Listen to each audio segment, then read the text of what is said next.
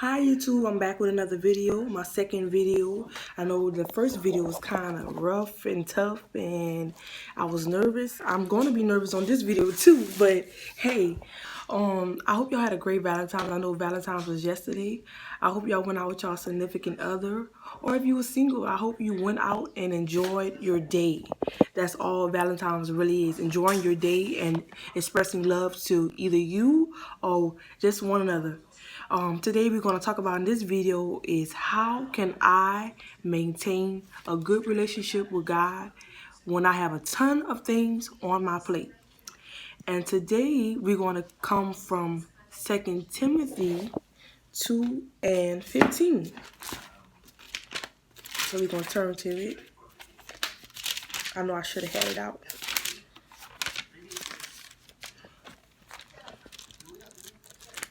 Second Timothy 2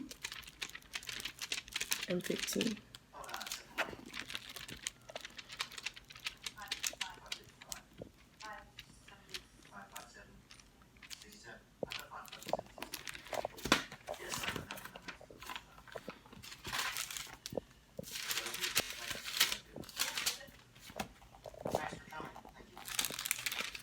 I'm coming, y'all.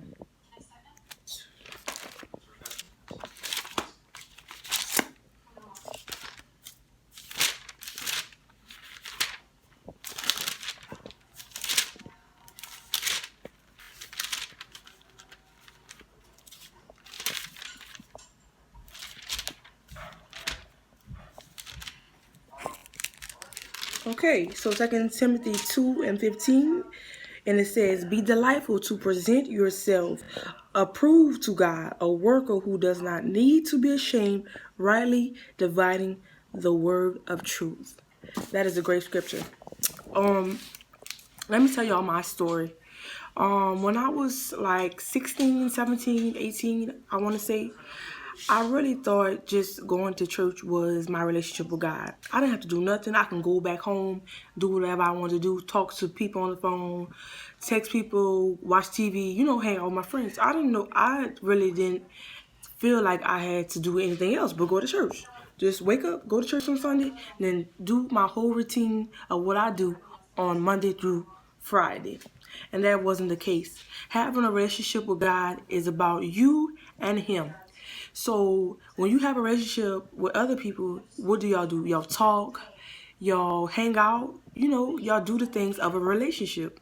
That's what God basically wants. He's not a person, he's jealous. He's jealous. He's a person that wants attention. He wants your attention. You can give God 30 minutes. You can give him an hour. You can give him however much you want to give him, and that's how much you want to receive. Things you can do. How do you have a relationship with God? That's the question. How can I have a relationship with God? I can have a relationship with God by reading my Bible. I don't have to read a chapter. I can just read a scripture to start off with, and they have these printable scriptures online that y'all can get. I'm telling you guys, y'all can get online and y'all can post them. Y'all can post them around the house and just practice them every day until you get it and really understand them. They have these Bibles. You don't have to get the King James Version. You can get a Bible that breaks it down. I know I didn't want to read the Bible because I didn't understand these words. These words, to thee and exalt thee. I didn't understand these words. So that's what discouraged me by not reading the Bible. But once I had my Bible, the one that I understood, then everything else made perfectly good sense. And that's what it's all about, understanding it and just, learning about the stories, these amazing stories. Some of these stories, well, all of these stories, there are just a pattern of everyday life. They're a pattern all over again. A pattern, if you're going through abuse, if you're going through just neglect, feeling alone, having depression, it don't even have to be about bad stuff. It can be about happiness, joy in your heart. You know, if you just read these scriptures, you may not understand them, but if you get a Bible that you will understand, God's gonna open up your mind, like He did me. He opened up my mind. He changed my way of thinking, and I'm so grateful for that. Another thing, if you know you got off at 9:30, 10 o'clock, you're going to be tired. So reading the Bible to being sleepy, it's not gonna, how you say it, it's not going to help you, and it's not going to show God that you giving Him your time. You know you're going to be sleepy, or if you say, "Oh, I'm gonna get up at 5 a.m. and read my word," you know you're going to be tired. You know you're not going to get up that early. Like, don't do that to yourself. Read it in your time. When your kids are asleep, if you don't have any kids and you have an exam, a test, just one scripture wouldn't hurt. One scripture will not hurt. Read it and understand it. Like I said, get in a quiet place. You can be in your tub. I know sometimes I'll be in my tub and I'll just be reading. Like, sometimes I have to cut myself off of Instagram. I have to cut myself off of Facebook because I have to I have to know God. I want to know God. I always was a young lady that, I really wasn't about the hype, I wanted to know God. Some people would ask me, my religion is apostolic. Some people ask me in high school, "Oh, girl, you gonna be apostolic all your life? You gonna wear skirts all your life?" And I used to be ashamed. I used to be like, "No, I'm not gonna wear skirts all my life." But as I got older, I felt like that didn't matter, and that what I like to wear, what I want to wear, and I felt that was in my heart, I wore it. I didn't like. I felt like now it's silly. Was I embarrassed? Why was I ashamed of just my appearance? Why? I didn't know that. And it's silly to me now. But I got a much better understanding with the help of the Lord. Like, I'm 19 years old, I'm young, and some people don't understand why do I have such a joy for God. They don't understand. They don't want to. Excuse me. They don't want to understand. But I understand, and God understands, and that's what's important to me, and I'm so grateful for that. We're going to get back to our relationship with God. This is our topic. Having a relationship with God when there's tons of things on our plate. Another thing that we can do to have our relationship with God is praying. It don't have to be a 10-minute prayer or our Father's prayer, because nine times out of 10 you don't really know our Father's prayer, like talking about. You don't know the meaning of it. So why are you saying it? So I don't have nothing against our Father's prayer, but you can talk to God like a best friend, y'all. You can talk to God like a best friend. You can tell Him that people may think you crazy, but you're not crazy. You can talk to Him about your day, about this coworker and that coworker, and Lord, what can I do to be example when I'm feeling upset and I want to just flash on these people, or when my mother doesn't understand me, and you see the devil trying to fight me, y'all. My mother doesn't understand me, or my father, he's not there. He's always out of town, or any situation. You can talk to him, talk to them, y'all. You can be in your quiet place. You can tell him about life, the good things, the bad things, what's coming up. How can I handle this? He's there. He may not talk to you physically, and I had to understand that, but he's gonna show you what he's talking about through a person. He can, and he will. Don't give God your leftovers. Just if you did a whole day of shopping, I just got paid, I'm going to shop, I'm going to spend. You don't have to spend your whole day on yourself. Don't be selfish. Do not be selfish. He wants your time. I don't care if it's 30 minutes. I don't care if it's 10 minutes. You give it to him. And then as you learn more, you're going to want to have more time with him. You're going to want, because this world out here, you're going to need him. You're really going to need him. I don't care what anybody says. You're going to need him. And he's going to be right there to catch you when you fall.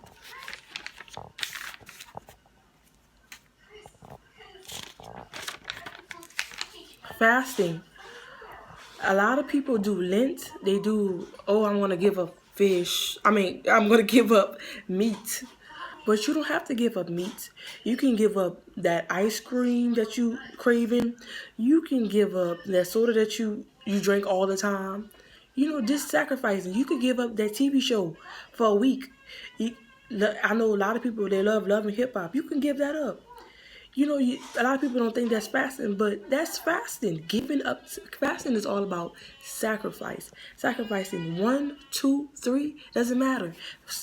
Sacrificing things that you love, that you know you love, and you do it on a daily for God. And that's what he loves. He loves that the most. The fasting, is giving up. A lot of stories in the Bible where people gave up things. They gave up a lot of things for God to do blessings in their life, more blessings, And sometimes I had to give up my love and hip hop. I had to give up my Instagram. I had to give up my social media because that's how bad I wanted my relationship to be.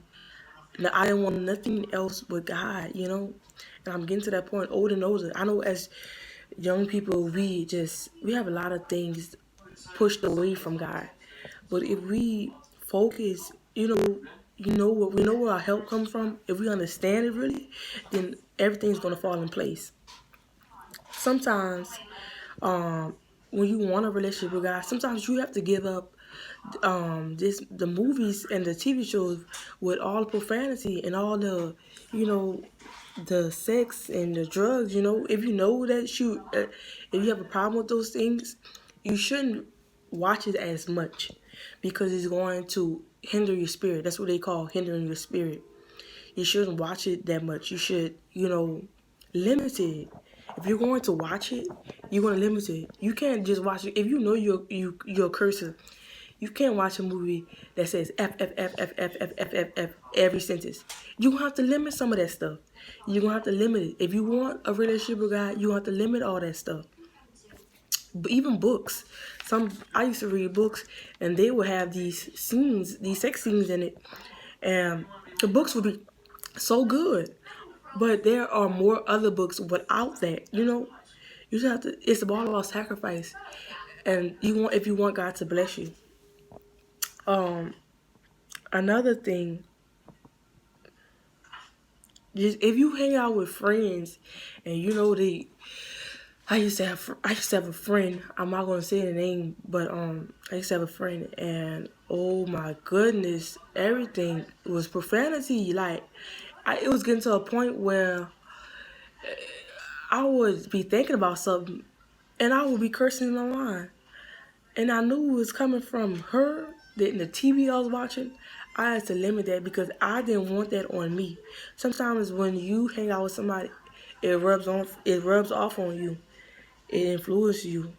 Sometimes you gotta push that to the side and be like, hey, or ask your friends, oh, can you not do this around me? You know what I stand for. Can you not do this around me? And if they don't respect that, it's gonna be hard to let them go. But if you have a relationship with God, He gonna send you people like never before. He gonna send people that you need in your life. So, what I would say is, use this advice. I hope I help somebody. I want to be humble about it. I hope that I help somebody. I hope that I encourage somebody. I hope that somebody is out there listening to me. I know I'm not perfect, but if I'm helping somebody, one thing, if I know I'm helping somebody, that's going to make my heart feel overjoyed. I had to learn these things, and it doesn't take a day to learn these things. So y'all think about it. And that's it. And I hope y'all enjoyed my second video of my YouTube channel. I know I gotta get better, but I know with the help of the Lord, I'm going to get better. And I want to encourage somebody around the world. And I hope y'all have a great day, great night, whenever y'all watching this. And just hold on to God. Thank you.